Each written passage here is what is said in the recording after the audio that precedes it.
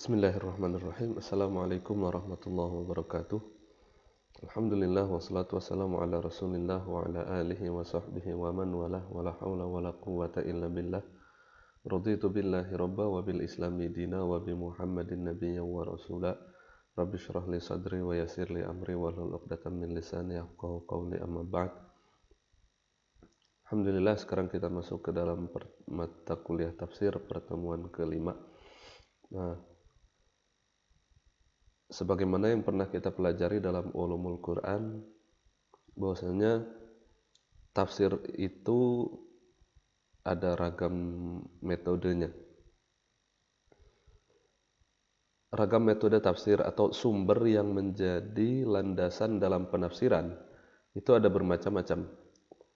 Pertama ada tafsir bil ma'thur. Tafsir bil ma'thur itu adalah penafsiran Al-Quran dengan menggunakan pertama hadis Rasulullah SAW. Yang kedua adalah menggunakan atharus sahabah, pendapat dari sahabat yang diriwayatkan. Contoh dari yang pertama seperti firman Allah Subhanahu wa taala, Innal ladzina amanu wa lam yalbithu imanahum bizulmin, dan seterusnya dan seterusnya. Ketika itu para sahabat bertanya kepada Rasulullah SAW, "Ya Rasulullah, siapa di antara kami yang tidak berlaku zalim?" kata Rasulullah.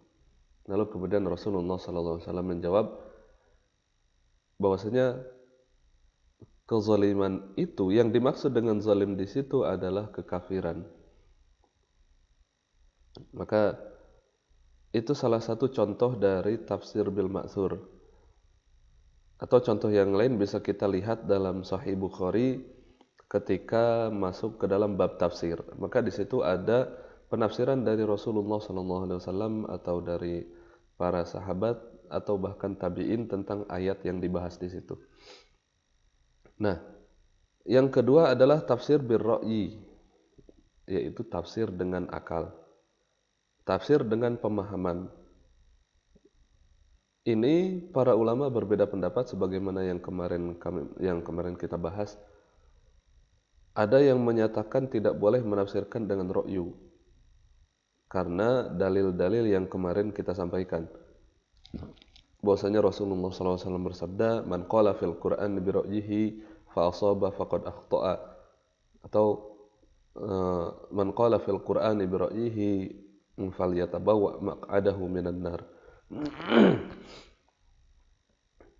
Tapi para ulama yang lain menyatakan boleh menggunakan tafsir bir ra'yi, tafsir dengan akal, dengan syarat sesuai dengan kaidah-kaidah. Karena dalil mereka apa? Dalil mereka bahwasanya Rasulullah SAW pernah mendoakan Abdullah bin Abbas.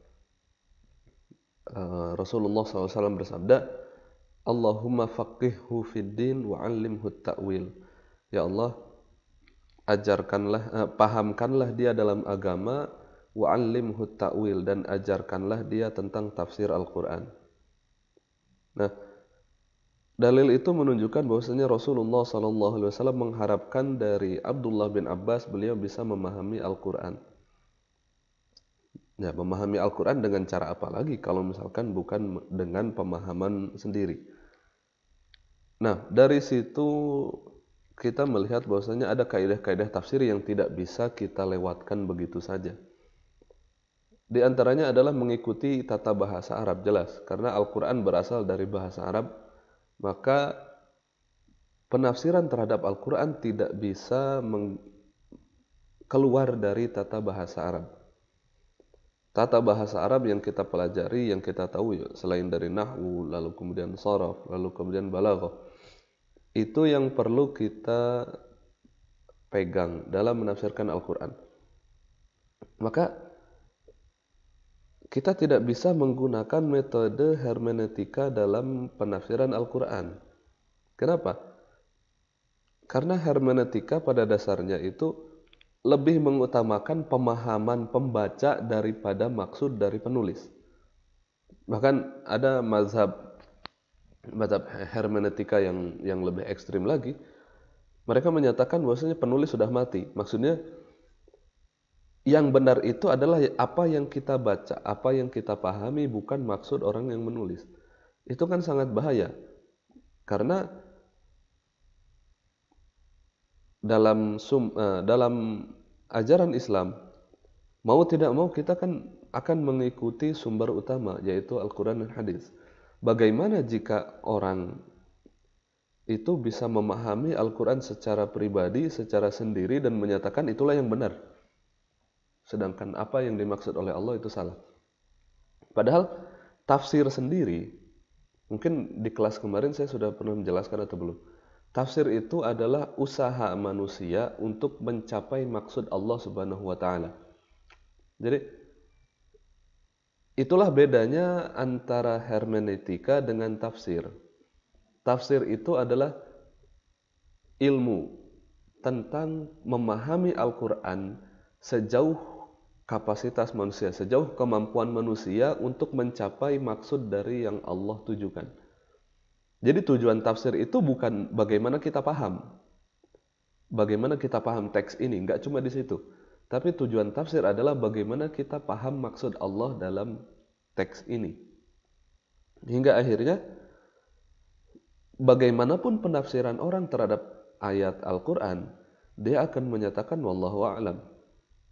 Allah yang lebih tahu tentang maksudnya. Inilah yang bisa kita baca, inilah sebatas pemahaman kita terhadap ayat itu, sedangkan pemahaman atau maksud dari yang sejatinya itu hanya Allah Subhanahu wa taala yang tahu. Gitu. Itu kira-kira sebagai muqaddimah. Ada juga yang menyatakan ada di antara sumber penafsiran itu adalah tafsir Al-Qur'an bil Qur'an. Kalau tadi kan tafsir Al-Qur'an dengan beriwayah, baik dengan hadis atau dengan asarus sahabah. Kalau tafsirul Qur'an bil Qur'an, mayoritas ulama menyatakan bahwasanya tafsirul Qur'an bil Qur'an itu adalah tafsir bil ma'tsur. Tapi ada juga yang menyatakan tafsirul Quran bil Quran itu adalah tafsir bil ra'yi. Maksudnya apa? Karena mencocokkan antara ayat satu dengan ayat yang lain itu kan hanya menggunakan cocok-cocokan. Ini dengan ini bisa nggak kira-kira ayat ini ditafsirkan dengan ayat ini? Kalau yang menafsirkan itu adalah Rasul yang menafsirkan ayat ini dengan ayat itu, yang seperti tadi kata zulm itu ditafsirkan dengan ayat yang lain, itu penafsiran dari Rasul. Kita bisa menyatakan itu bukan tafsirul Quran bil Quran, tapi tafsirul Quran bil hadis, karena Rasul yang menafsirkan. Kalau kita sendiri yang mencocokkan antara ayat ini dengan ayat ini kira-kira bisa ditafsirkan dengan ayat ini, maka itu tidak bisa dikatakan sebagai tafsirul Quran bil Quran, tapi itu adalah cocok logik kita saja. Nah, ini menurut pendapat kedua yang menyatakan tafsir Quran dengan Al-Quran lagi itu tidak termasuk tafsir bil ma'tsur, tapi masuknya tafsir Quran bil ra'yi. Saya mendapatkan ini dari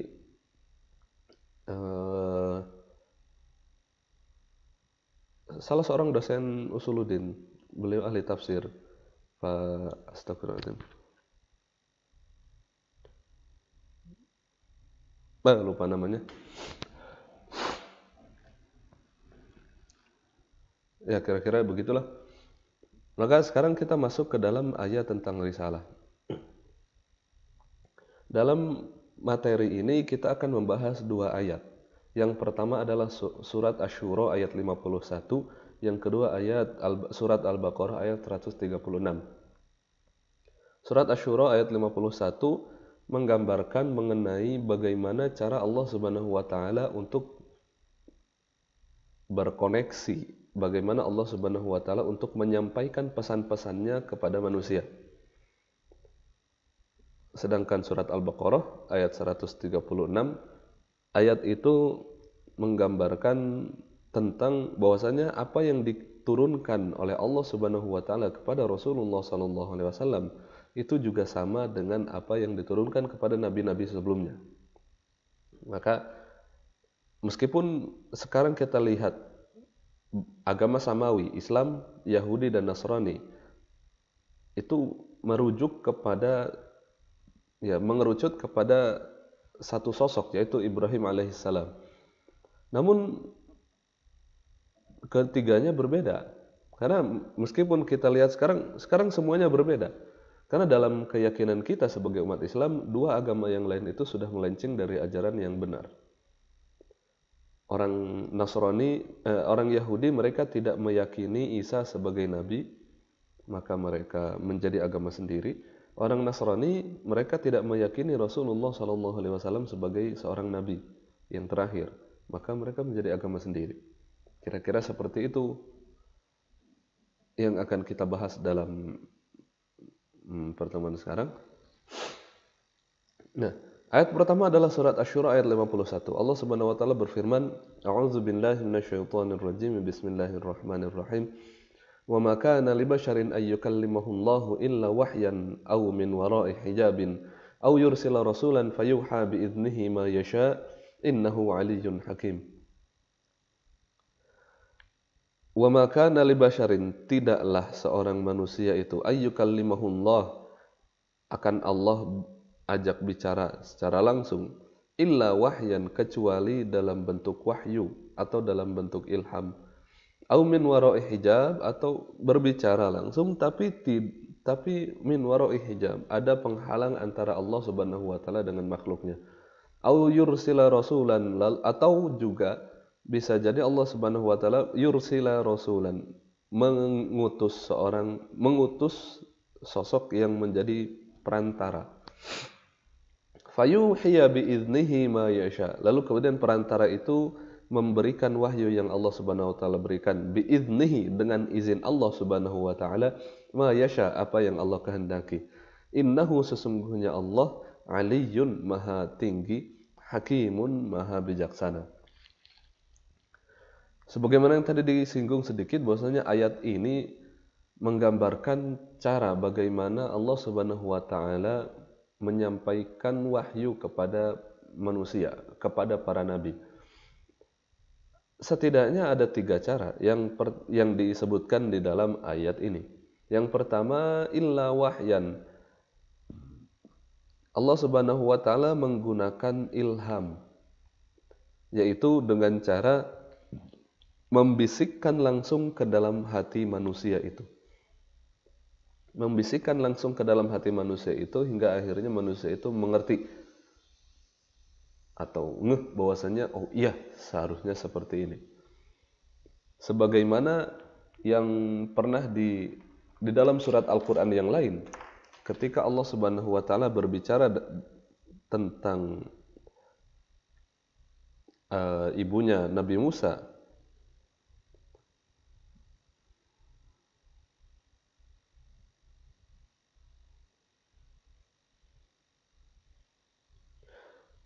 dalam surat Al-Qasas ayat 7, Allah Subhanahu wa taala menyatakan, "Wa auhayna ila ummi Musa an ardi'ihi." Wa auhayna, di situ Allah Subhanahu wa taala menggunakan redaksi wa auhayna. Kami wahyukan kepada ibunya Nabi Musa, an ardi'ihi, silahkan berilah atau susuilah Nabi Musa. Fa idza khifti alaihi, kalau kamu sudah takut dengan kondisi Nabi Musa ini, takut dari kejaran Firaun, maka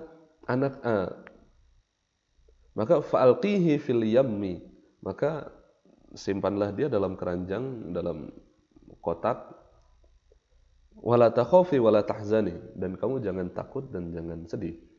Maksudnya dimasukkan ke dalam kotak lalu kemudian dijalankan di Sungai Nil. Nah, di sini Allah Subhanahu wa taala menggunakan kata wa auhayna. Jadi illa wahyan.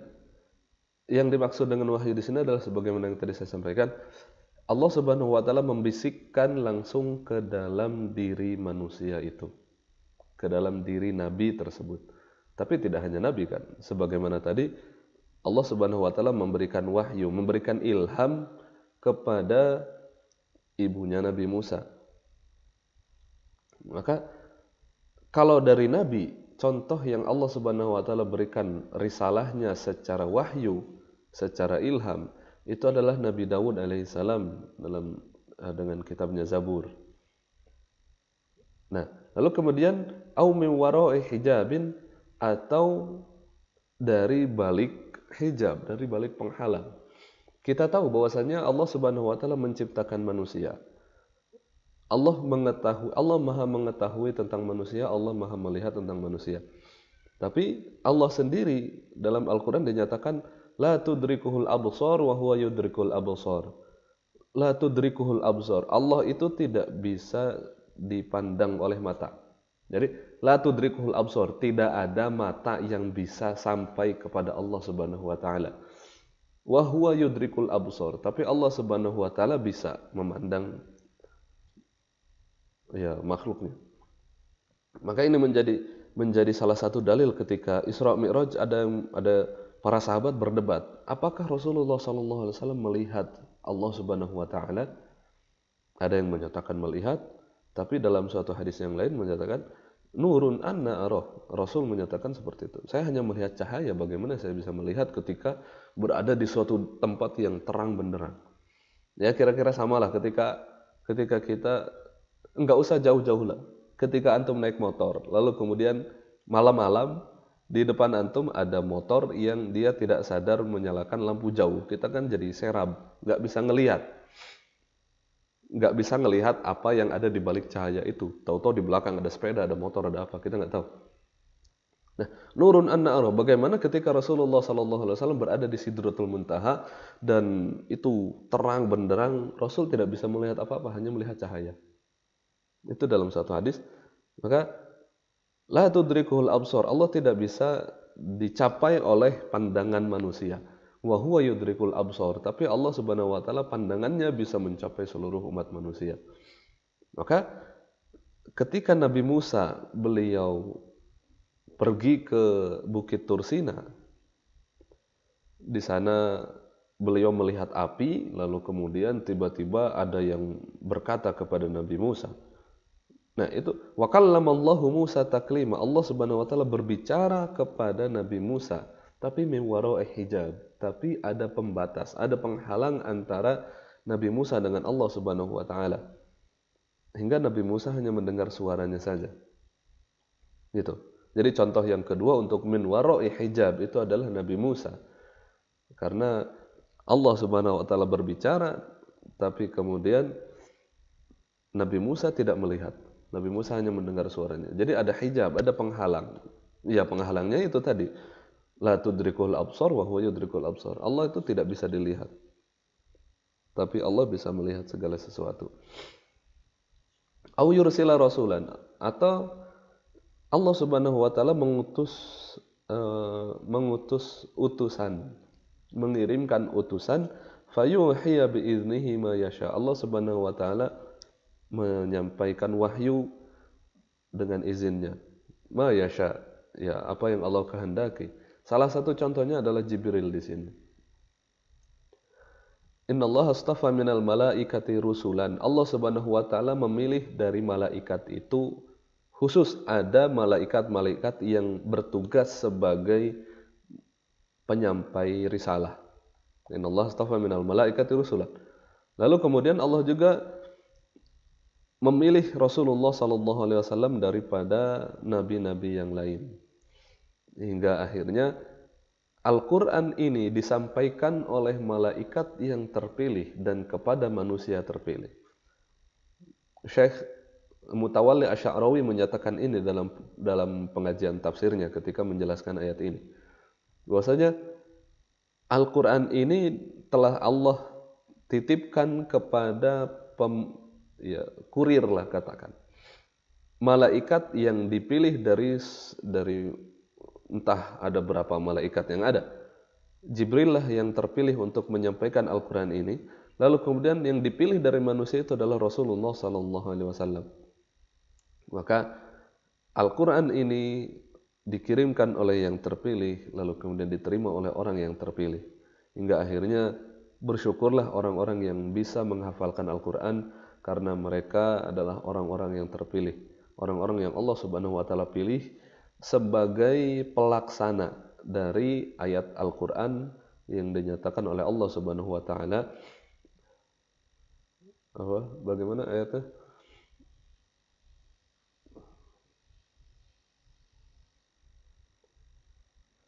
Sesungguhnya inna nahnu nazzalna dzikra wa inna lahu lahafizun.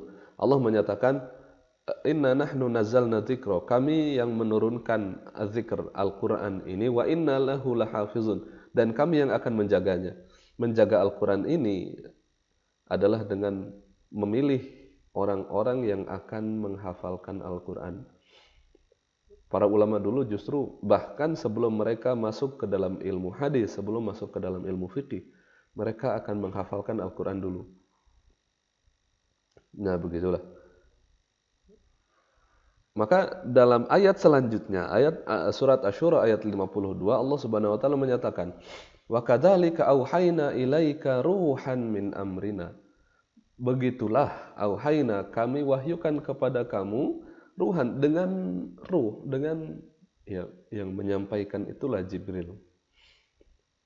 Wa ma kunta tadri mal kitab walal iman. Kamu itu sebelumnya tidak tahu kitab itu apa dan iman itu seperti apa. Walakin ja'alnahu, tapi kami menjadikan Al-Qur'an ini yang kami turunkan kepada kamu ini adalah nuran nahdi man nasya'u min ibadina. Kami menjadikan Al-Qur'an ini sebagai cahaya yang akan mengantar, yang akan memberi petunjuk bagi hamba-hamba kami yang telah kami pilih. Maka yang dapat kita ambil dari sini adalah bahwasanya begitulah cara Allah Subhanahu wa taala untuk mengirimkan wahyu kepada nabinya. Kalau kita lihat dalam hadis ketika Rasulullah SAW ditanya bagaimana wahyu itu turun, Rasulullah SAW menyampaikan, terkadang saya mendengar seperti lonceng yang besar, dan itu yang paling berat bagi saya, kata Rasul. Lalu kemudian saya paham apa yang disampaikan oleh, apa yang terdapat dalam suara lonceng yang besar itu. Saya pernah mendengar dari Syekh Yusri Jabr, seorang guru saya ketika di Mesir. Beliau ahli hadis. Dalam khutbah Jumat beliau menyatakan bahwasanya Allah Subhanahu wa taala telah memasukkan Al-Qur'an ke dalam hati Rasulullah SAW. Jadi seluruh Al-Qur'an itu sudah Allah Subhanahu wa taala masukkan ke dalam hati Rasulullah SAW, sehingga ketika Rasulullah SAW mendapatkan wahyu dalam bentuk lonceng, itu Rasul seperti dejavu. Kalau kita tahu dejavu, seperti sudah pernah mengalami ini, hingga akhirnya Rasulullah SAW tahu, oh ya, ini maksud. Kira-kira seperti itu yang saya dapatkan dari Syekh Yusri. Syekh Yusri. Beliau seorang dokter dan beliau ahli hadis. Gitulah. Ayat yang kedua adalah tentang surat Al-Baqarah ayat 136. Allah Subhanahu wa taala menyatakan, "Qulu amanna billahi wa ma unzila ilaina wa ma unzila ila Ibrahim wa Ismail wa Ishaq wa Yaqub wal asbati wa ma utiya Musa wa Isa wa ma utiya an-nabiyyuna min rabbihim la nufarriqu baina ahadin minhum wa nahnu lahu muslimun." Qulu, katakanlah, amanna billah, kami beriman kepada Allah Subhanahu wa taala, wa ma unzila ilaina, dan apa yang diturunkan kepada kami melalui Rasulullah SAW, yaitu Al-Quran dan syariatnya. Wa ma unzila ila Ibrahim, dan apa yang telah Allah Subhanahu wa taala turunkan kepada Nabi Ibrahim, wa Ismail, dan juga Nabi Ismail, wa Ishaq, dan juga kepada Nabi Ishaq, wa Yaqub, dan juga kepada Nabi Yaqub, wal asbat, dan kepada keturunannya Nabi Yaqub. Nabi Yaqub di sini beliau adalah orang yang paling mulia, karena dari beliau turun Bani Israel itu kan berasal dari beliau.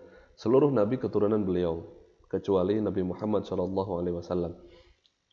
Rasulullah SAW ketika ditanya, bukan ketika ditanya, ketika orang-orang saling mengagung-agungkan nasabnya, Rasulullah SAW menyatakan yang paling mulia itu adalah Yusuf. Kenapa? Karena Yusuf bin Yakub bin Ishak, seorang nabi yang bapaknya nabi, yang kakeknya nabi. Kalau kalau kehormatan orang itu dilihat dari nasab, yang paling terhormat itu ya Nabi Yusuf.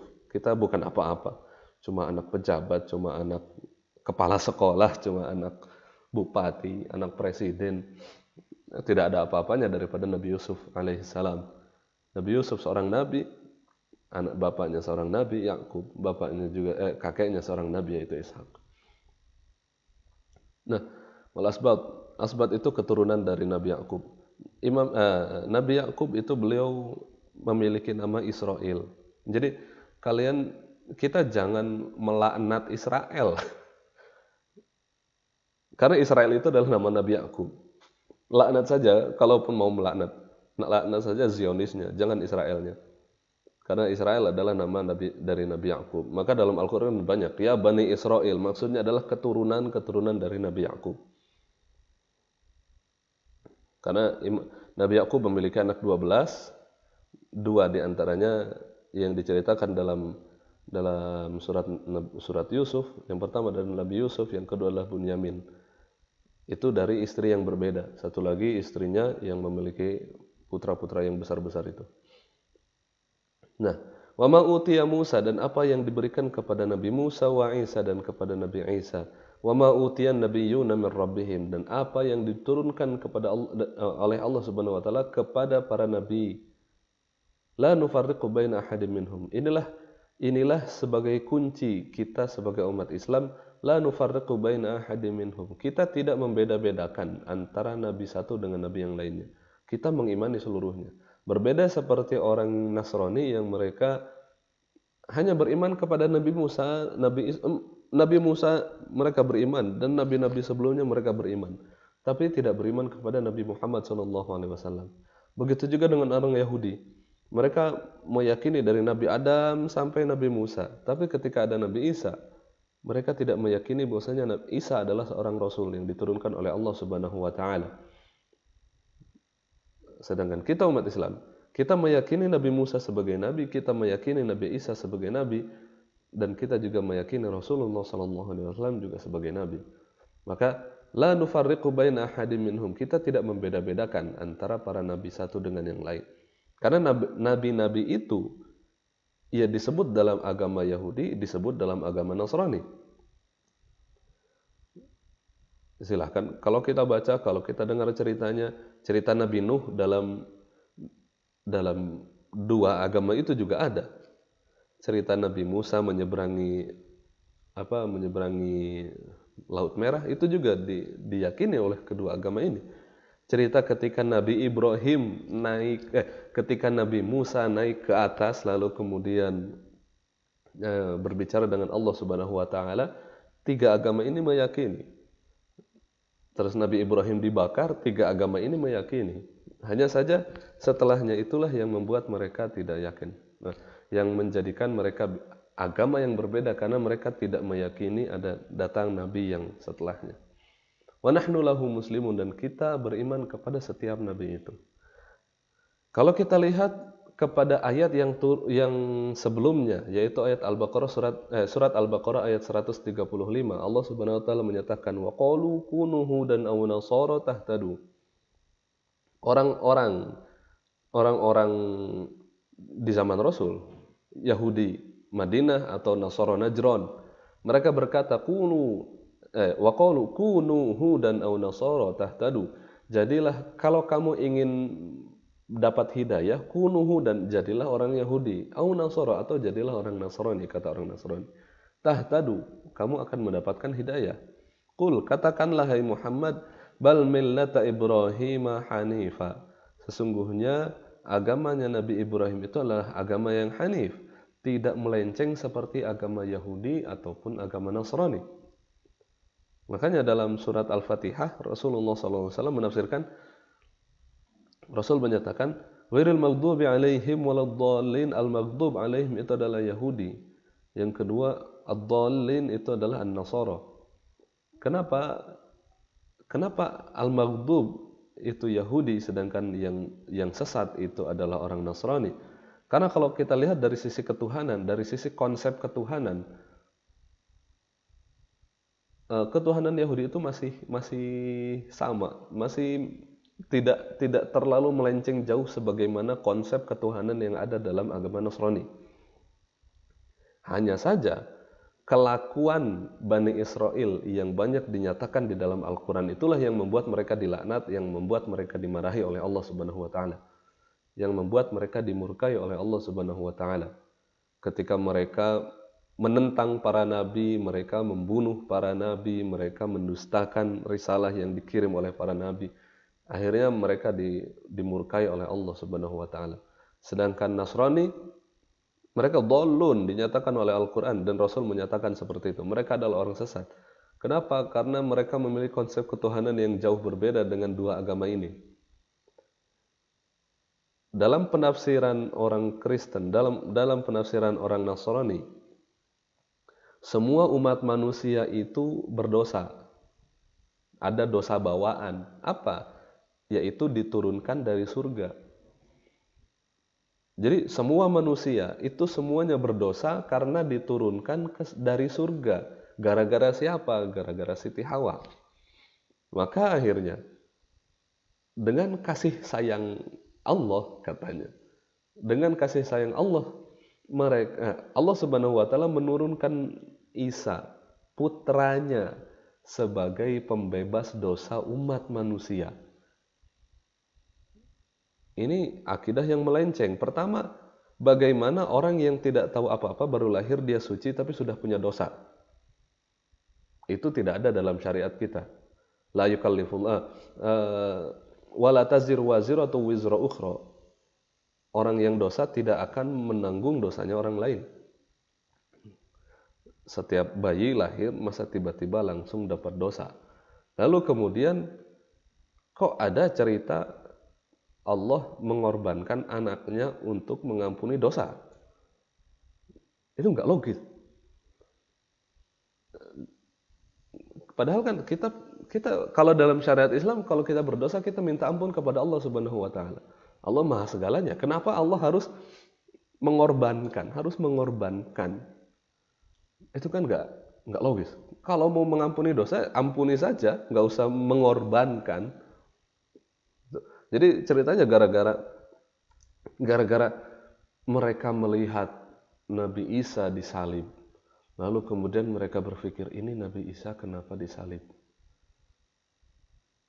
Kalau orang-orang yang agama Nasrani yang masih lurus, karena saat itu masih banyak yang lurus juga, mereka meyakini bahwasanya itu bukan Nabi Isa. Atau minimal mereka tahu Isa itu adalah Nabi.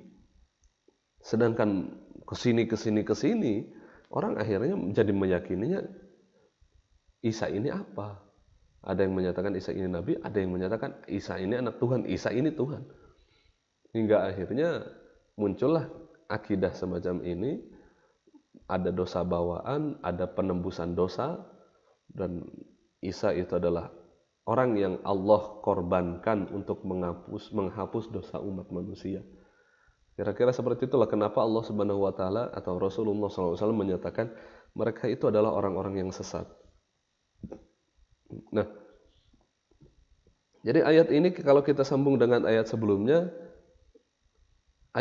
menyatakan kalau ingin mendapatkan hidayah masuklah ke dalam Yahudi dan Nasrani, tapi dibantah bahwasanya agamanya Nabi Ibrahim itu bukan Yahudi, bukan Nasrani. Maka Ibrahimu Yahudi wala Nasraniyan. Nabi Ibrahim itu bukan Yahudi, bukan Nasrani. Tapi agamanya Nabi Ibrahim adalah agama yang hanif, agama yang lurus. Yaitu apa yang kita yakini sekarang. Itu maka ayat yang sebelumnya disambung dengan ayat ini, waqulu amanna billah. Enggak usah, jangan masuk Yahudi, jangan masuk Nasrani, tapi qulu amanna billah, katakanlah kami beriman kepada Allah Subhanahu wa Ta'ala, wa ma unzila ilaina, dan apa yang diturunkan kepada kami, wa ma unzila ila Ibrahim, dan apa yang diturunkan kepada Nabi Ibrahim. Ayat ini menunjukkan bahwasanya syariat yang didapatkan oleh kita sebagai umat Rasulullah sallallahu alaihi wasallam dengan syariat yang didapatkan oleh Nabi Ibrahim dan Ismail dan Ishak dan Yakub dan keturunannya, itu sebenarnya jalurnya masih sama. Meskipun syariatnya berbeda-beda, tapi agamanya masih satu. Yang menyampaikan wahyu masih satu, Tuhannya masih satu. Kira-kira seperti itu. Ayat ini turun di Madinah karena di Madinah Rasulullah SAW sudah mulai bergaul dengan orang Yahudi dan Nasrani. Berbeda ketika Rasulullah SAW di Mekah, yang mana yang dihadapi oleh Rasul pertama kali itu adalah orang-orang musyrik. Maka sebagaimana dalam ulumul Quran, ketika ada ayat Al-Quran yang membahas tentang ahlu kitab atau nabi-nabi terdahulu, maka ayat itu diturunkan di Madinah. Ya, dan surat Al-Baqarah kan turunnya memang di Madinah. Kira-kira demikian teman-teman, apa yang bisa saya sampaikan dari penafsiran ayat surat Asy-Syura ayat 51 dengan surat Al-Baqarah ayat 136. Semoga bermanfaat. Wallahu a'lam bimuradih. Semoga kita sama-sama dijaga oleh Allah Subhanahu wa taala dalam wabah ini. Barakallahu fikum. Wabillahi taufiq wal hidayah. Wassalamualaikum warahmatullahi wabarakatuh.